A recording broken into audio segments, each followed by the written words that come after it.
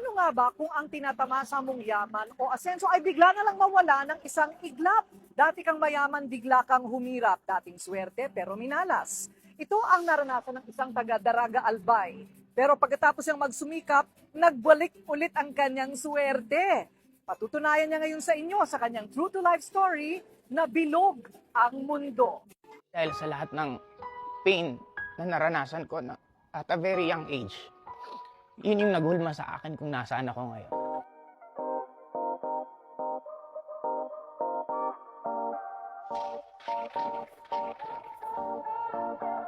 Si Joseph Lim, ang 38-year-old multi-millionaire at millionaire maker ng Albay.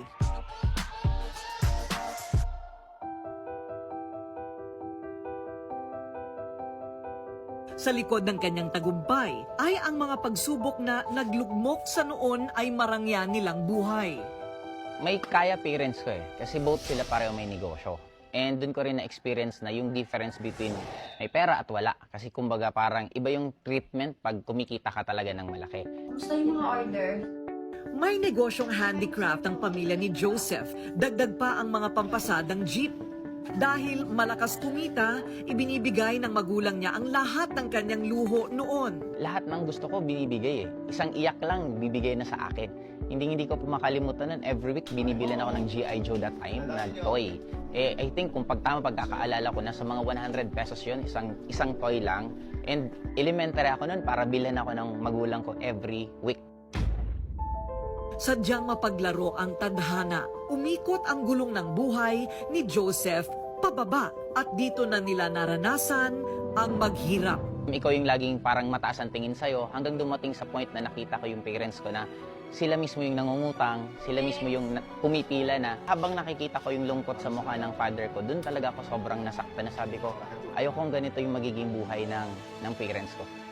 Tinakbuhan ng nanay ni Joseph ng mga umutang sa kanya. Nabaligtad ang sitwasyon dahil dito. Nagkabaon-baon din sila sa utang. Ang handicraft shop nalugi at nagsara. At ang pampasaherong jeep, 2 na lang ang natira. Ang kita sa boundary nito, itinutustos na lang sa pag-aaral ni Joseph. Paano na? Ha? Paano na? Hindi lamang ari-arian ang nawala kay Joseph. Ang dating masayang pamilya ay nawasak. Lumayas at nakipaghiwalay ang nanay ni Joseph sa kanyang ama. Naghiwalay sila, lugmok na kami. Kumbaga dun ko nakita yung parents ko na halos everyday na nag-aaway.